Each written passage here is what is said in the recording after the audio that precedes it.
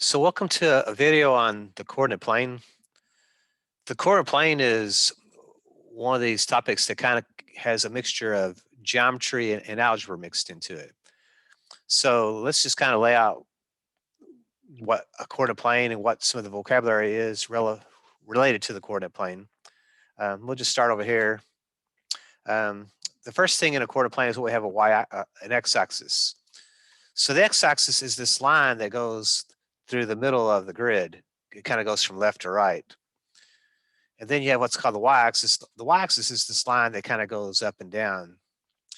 And these two lines intersect at a special point. This point here is referred to as the origin. It's kind of what we refer to as a starting point. What also happens since these two lines intersect, what they create is these regions. So these regions are referred to as quadrants. So there's a quadrant 1, a quadrant 2, a quadrant 3, and a quadrant 4. 1 is the top right quadrant. 2 is the top left quadrant. 3 is the bottom left quadrant. And 4 is the bottom right quadrant. So these are locations. So you can be what's called the x-axis, you can be what's on the y-axis, and you could be in one of these quadrants. What we do is we basically plot what we call ordered pairs. These ordered pairs locate points on the graph. So that's what we're going to be working on is ordered pairs are going to be used to locate a point on the graph.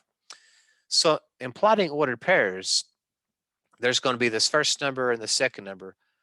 The first number is going to be described as the x-coordinate, and the second number is going to be described as the y-coordinate. And they're going to use together to locate a spot on the graph. So let's look at point A. Point A is located at 4, 6. So to locate point A, what we do is we start at the origin. We move right to the right 4 along the x-axis.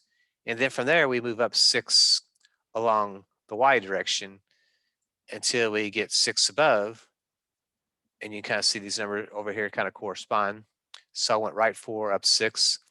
So I make a point at that location, and that creates point A. Point B, the first number again, the 6 is our x direction. So again, I start at the origin and I move right 6, and then I move up 1, and I make a spot. And that spot is referred to as a point, and that point is described as point B. Point C is 5, 0. So if I want, I can start the origin again, and I can move right 5. And then 0 means don't move up or down. So I'd make a little spot on the graph right there, and I'd have 5, 0.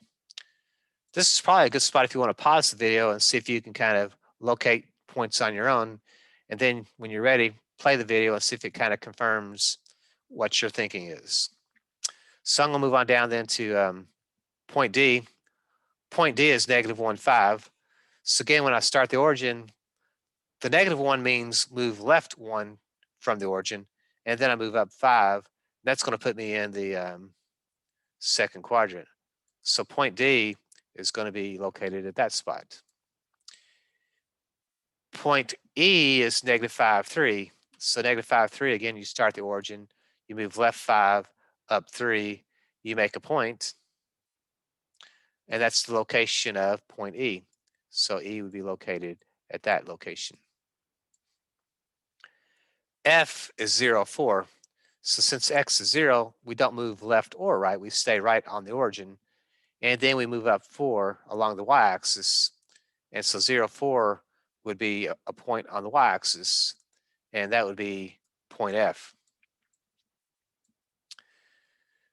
Point H, negative 2, negative 3, you go left 2, and then you go down 3. So negative 2, negative 3 would be located here. That's going to be in the third quadrant. And that's going to be point H. Then we have point I. Point I is going to be negative 6, negative 4. So negative 6, negative 4 moves me down into the third quadrant as well. So that's the location of point I.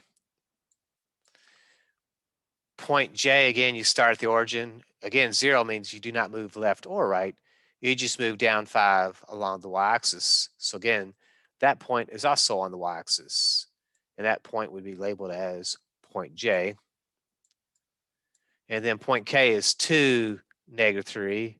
So 2, -3 would be a spot in the fourth quadrant. So K is in the fourth quadrant. And 5, -5 would be located here, also in the fourth quadrant. And that's going to be point L, 5, -5. So that's kind of the gist of what a coordinate plane is. You'll have this vocabulary, and if you know that vocabulary, it makes things a little bit easier to connect with. So that concludes the coordinate plane.